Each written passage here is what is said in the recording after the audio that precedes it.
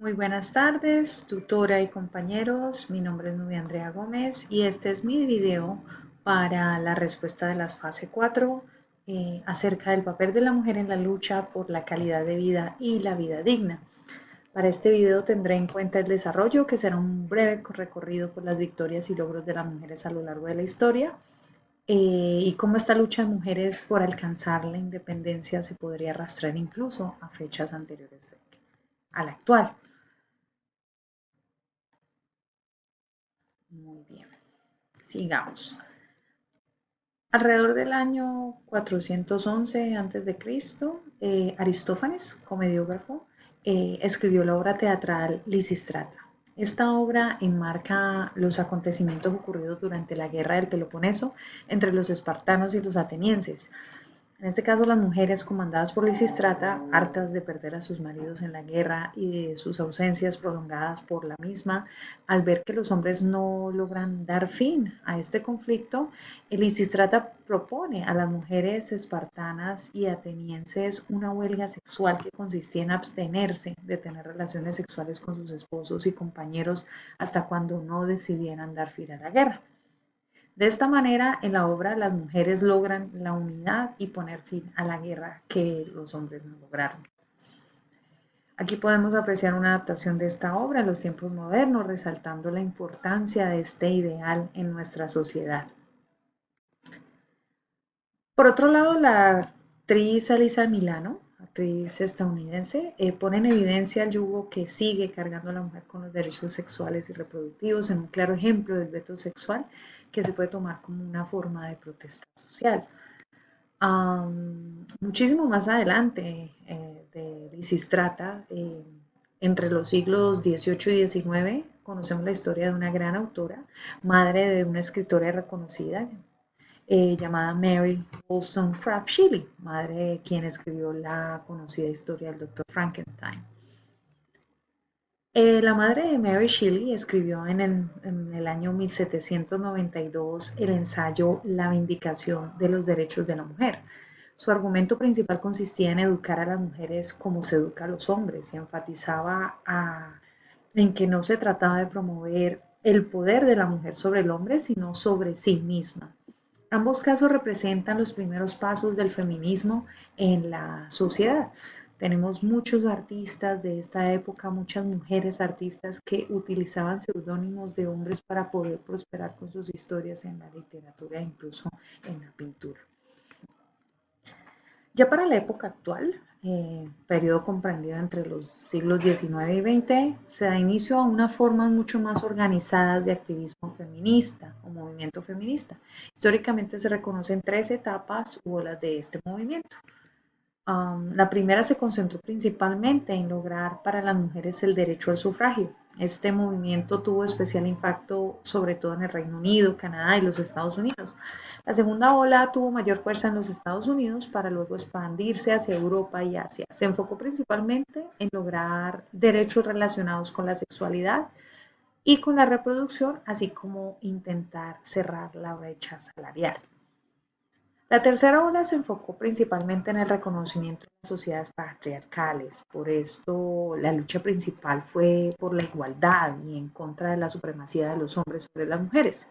Es importante recalcar aquí que al mismo tiempo se inicia un proceso de generación de nuevas identidades desde lo femenino y se empieza a considerar ataques a las mujeres como violaciones, como un resultado de una cultura patriarcal. Podríamos resumir estas etapas de la siguiente manera. La primera etapa, sufragio. La segunda, la del equilibrio salarial y derechos sexuales y reproductivos. Y la tercera, finalmente, la lucha contra el patriarcado. En el arte, por supuesto, también ha sido protagonista y ha acompañado esta causa, como a otros movimientos. En las pinturas del artista Mary Beth Elderton, como Some Living American Women Artists y The Death of Patriarchy, se puede observar rostros femeninos y acciones claras que personifican las olas del movimiento concepto feminista.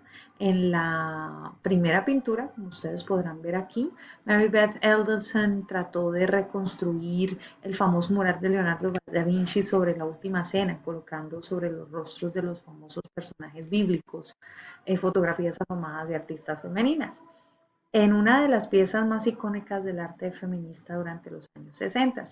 En la siguiente diapositiva podemos ver el, la obra The Death of Patriarchy, que habla por sí misma. Bien.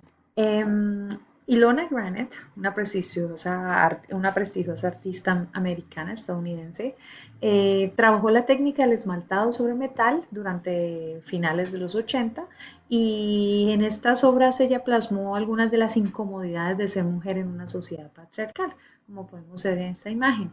El trato rudo y grosero hacia la mujer. Eh, ¿Son ustedes hombres o ratones? Un equivalente a hombres y gallinas de nuestra cultura latinoamericana.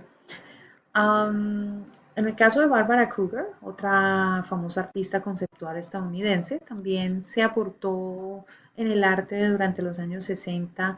Aquí podemos ver una imagen donde apreciamos el texto en inglés traducido. Significa, es un mundo pequeño excepto si tienes que limpiarlo. Small world, but not if you have to clean it. Con lo cual es evidente la crítica mordaz hacia la sociedad patriarcal y el rol de la mujer.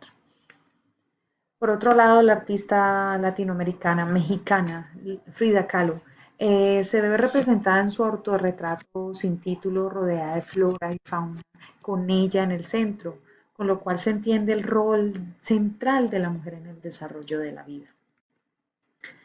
A un colectivo muy reconocido llamado Guerrilla Girls en Nueva York. A partir de 1985 ejerció su activismo en contra del racismo, especialmente y particularmente contra la discriminación de las mujeres en el arte. En la primera imagen, aquí en esta imagen podemos observar el texto en inglés que dice "Do women have to be naked to get into the Met Museum?", el cual traduce "¿Tienen que estar desnudas las mujeres para entrar en el Museo Metropolitano?". Es de destacar también que este colectivo solía aparecer con máscaras de gorilas que ocultaban sus rostros, quizás en un claro rechazo a los patrones de belleza imperantes y patriarcales, por supuesto. Ahora nos vamos a mover a la segunda parte de este video, que es un ejemplo del impacto de la mujer en el desarrollo sostenible y la calidad de vida de estas sociedades. Para esto vamos a hablar de un artículo que aparece en el portal Global Citizen del año 2016. Este artículo se titula en inglés How Empowering Female Farmers Could End World Hunger. Cómo empoderar a las mujeres puede acabar con el hambre mundial. El subtítulo de este artículo resalta su objetivo, darle a las mujeres un acceso equitativo a la actividad agricultora, lo que significaría que 150 millones de personas menos sufrirían de hambre en el mundo. Este artículo principalmente aborda la situación en la India, pero brinda cifras de orden mundial al respecto. Por ejemplo, afirma que el 43% de la mano de obra en agricultura en el mundo es ejercida por mujeres, mientras que en el África este porcentaje es superior al 50%.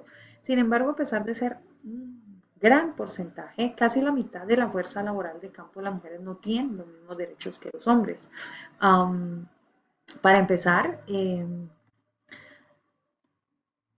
el artículo afirma que en Gambia, por ejemplo, menos del 1% de las mujeres tiene acceso a los recursos necesarios para cultivar la tierra. Como se aprecia en la figura estadística que tenemos allí, en términos de continentes no existe un solo criterio en donde las mujeres lleguen siquiera a la mitad en términos de posesión de tierra. En ningún caso esta posesión supera el 19%. El caso, como ustedes pueden ver en la estadística, similar en el continente latinoamericano y en el Caribe. Ay, perdón, me devolví. Bueno, continuemos. Por otro lado, el producto de su trabajo es un 90% reinvertido en sus familias, en sus hogares, mientras que en caso de los varones, estos solo invierten un 30 o 40% de su salario en sus propias familias, como podemos ver en esos porcentajes del salario que se reinvierte en el hogar.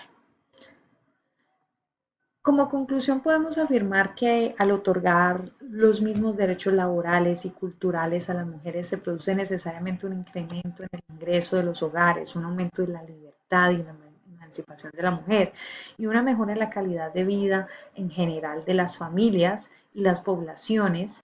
El efecto inmediato de tales cambios es acorde con los propósitos de la Agenda del 2030 de los Objetivos de Desarrollo Sostenibles, particularmente los que tienen que ver con la terminación de la hambruna y de la pobreza, dos de los principales objetivos de dicha agenda. Empoderar a la mujer es mejorar a la sociedad. Está pasando lentamente, pero sigue pasando y las mujeres no nos detendremos en esta necesidad de igualdad social. Les agradezco mucho su atención y quedo atenta a sus comentarios.